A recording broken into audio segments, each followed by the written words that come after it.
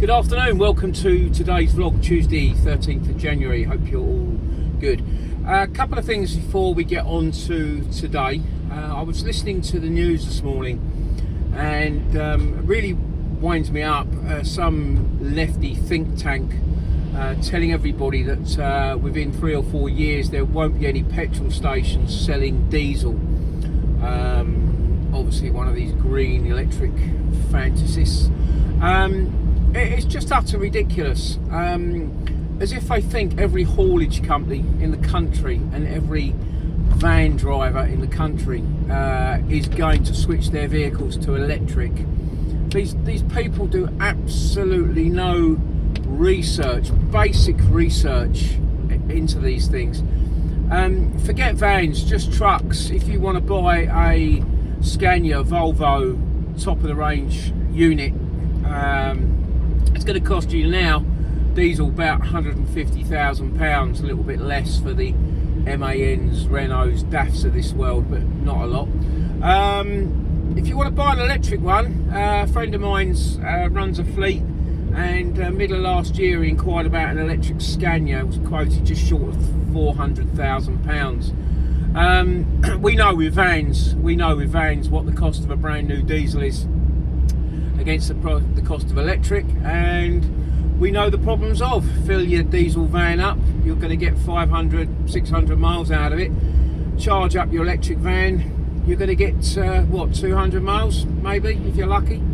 Utter ridiculous. I think what annoys me more is actually the news readers, or not the news readers, the news stations, for actually reading this rubbish out. But anyway, there we go. I'm sure it keeps some people happy. The other thing I was going to talk about, I had a little bit of time this morning catching up on some videos, and the latest one is out from James, Freddie Fletcher. Always a good watch, always very articulate in his views of the industry, and he was talking about his vision for 2026, and I won't spoil it for you because it's a good watch. But one of the things he speaks about, and it's something for all of us all year round, is getting rid of the Cowboys out of this industry, and it's something that's I've been trying to find a solution to in my brain for quite a while, and this will probably be unpopular, but the only thing I can really come up with, and this may well have been muted in the past, as you know from me, I've been in the taxi industry for 30 years and not worried about transport, so this may have been muted and tossed aside for all sorts of different reasons. Is to have, similar to haulage companies, and have a operator's licensing scheme. For those that you don't know, if you run a truck you need an operator's license, and there's all sorts of things you need to have in order to get an operator's license. Basic things like you need a certain amount of money in the bank. I'm not sure what it is it £5,000 per vehicle? I'm not sure, I can't remember, but it's something like that. There's things you wouldn't need. If you have an operator's license for a truck, you need somewhere to park your truck. You obviously can't leave your truck and trailer in a residential street overnight, but we can leave our vans in a residential street, so that wouldn't be needed. Things that you need would be a maintenance agreement with a respectable garage or dealership. Every 6 weeks if you run a truck. I'm not saying a van should be every 6 weeks, but maybe something every 3 months. This could be really played with, and what I do appreciate is increasing our costs. But if things like this help get rid of some of the Cowboys, it may be a good thing. From a CX point of view, CX could make sure in their rules and terms and conditions that work can only be subcontracted to drivers with an operator's license. Obviously, if you want to have 5 vans, you can have an operator's license for 5 vehicles. Again, providing you meet all the criteria. I wonder whether that would help. The other thing, and again this will prove extremely unpopular, and I totally understand why. If you are an HGV driver, you need to do a driver's CPC. CPC stands for Certificate of Professional Competence. if you want to be a transport manager, you have to do a CPC in national road haulage and international road haulage. I did mine, but I did mine back in the late 80s. It's a lot more complex now. It's a lot more expensive. I think I paid about £40 to do mine. I think it's now around the £600 mark. And I'm not saying that anyone who operates a van needs to have the transport manager's CPC, but I think drivers, if we had a driver's CPC, it would incorporate things like load security about your vehicle. I think speaking English, I know mine isn't 100%, but you know what I mean, being able to speak English would be part of having a CPC.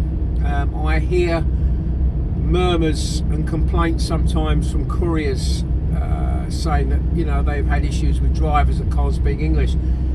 Please don't start having a go saying I'm being racist. I'm not being racist, but I think that being able to speak English to authorities, etc., and customers is important. So again, perhaps a driver's CPC could be looked at, and that may weed out some of the cowboys. Biggest problem with all of this is how is it what's the word I'm looking for? How is it checked? We are short of police in this country. We are short of VOSA. But by having these things in place, if you was to be caught not having an operator's license, that may invalidate your insurance. You imagine if you're pulled on the side of the road, you don't have an operator's license, therefore you don't have insurance, your van gets impounded, and you've got to ring up your customer and say, sorry, van's now impounded at Ministry of Transport, VOSA depot, your goods are all on the back, I don't know when you're going to get them. That won't go down well. It's just something, I'm just tossing it out there in the world. And as I say, it's going to increase expenditure costs for the good guys. But in the long run, if it had to pay out an extra £400 a year, and we got rid of some of the rubbish vans, rubbish drivers, rubbish operators that we do see out on the road and we hear about, then I don't think necessarily it's a bad thing. But anyway, that's just my honest opinion as always. On to today, it's been okay. I got a phone call yesterday afternoon on the way home from a shipper, and they asked if I was available this morning, which I was. I said, as always, 6:30 in Colchester is my normal time of availability, and that worked nicely. It was a job that I had done before, which is why they rang me. It's to meet a driver. There's a large manufacturing company, or several, but there's one large manufacturing company in Colchester. I needed to meet one of their drivers at 6:30 in the morning. He was going to give me 4 large packages to go to Burnham-on-Crouch. Burnham-on-Crouch is, for those who've never heard of it, is north of, if you went halfway between sort of Basildon and Southend, it's on the estuary. It's a pretty, not an inaccessible place, but it's a pain. It's just a single sort of A road all the way in, which is why this company doesn't want to send their 18 tonners down there. Anyway, done this job before, so it was a collection at 6:30. Same price as before, nothing exciting, £60, but it's only 27 miles, takes an hour to do, so I thought that's worth doing. It's a start to the day, and at this time of year, beggars can't be choosers. So we were there on site this morning, 6:10, rang the driver as instructed. Because I'd done the job before, I knew exactly where I needed to be on the site, which helped. Driver was just having a cup of tea in the canteen before he went out, so he came out, gave me my goods. So it's 4 large packages that filled the van up. And off site about 6:20, an hour to get down to Burnham-on-Crouch. So it's not that far, but it's just road conditions. It's just simple A roads, and it's a bit slow. Got on site for delivery 7:20. Goods are off within 5 minutes. Perfect. And there's a nice snack wagon that's just on the industrial estate where I delivered to, which I've been before. So that was my point of breakfast. Wasn't much point looking on the CX. There wasn't going to be much around at 7:30 in the morning, and there wasn't. Excuse me. So that was that. Had my breakfast there. Left there at 8 o'clock. Made my way about 20 minutes down to Southwold and Ferrers, which is sort of Wickford, and that gives me options again. Still at Southend, Basildon, Wickford. I could go up to Chelmsford. There was a trickle of jobs starting to come out, all from Basildon, funny enough, pretty much all from Basildon. There was a small van job from Basildon going to Bedford. That's 80 miles, quoted £70, didn't get it. Job from Basildon going to Henley-on-Thames, Marlow, High Wycombe, that area. That was a large van job. That's 85 miles. I quoted £100 for that. Didn't get that one. So you start to think, here we go, it's early in the morning and prices are sort of being a bit low. There was a job from Basildon to Erith, just 25 miles for a small van. I went for £50. You've got to pay the £3.60 for the Dartford Tunnel on that, out of that. So £50, didn't get that one either. And there was a job I did quote on Whittam going up to Nottingham, medium van. It's 160 miles. I went a bit low on that. I went 140 because I'm not getting desperate, but I think I really want to do something, and I don't really want to go to Nottingham because I'm probably not going to get anything back out of there. I didn't get that job, but I did get a job in between, so I did cancel the Whittam to Nottingham. And it's weird, I spoke about wait and return jobs yesterday, and I've done probably about one in 2 years because I just never get them. This was a job from Whittam going to Norwich, the east of Norwich, near the airport, and then back to Whittam. Some boxes to go up there, some boxes to come back. It was just a company internal transfer of documents. It was a small van job. It was 150 miles in total. I quoted 120.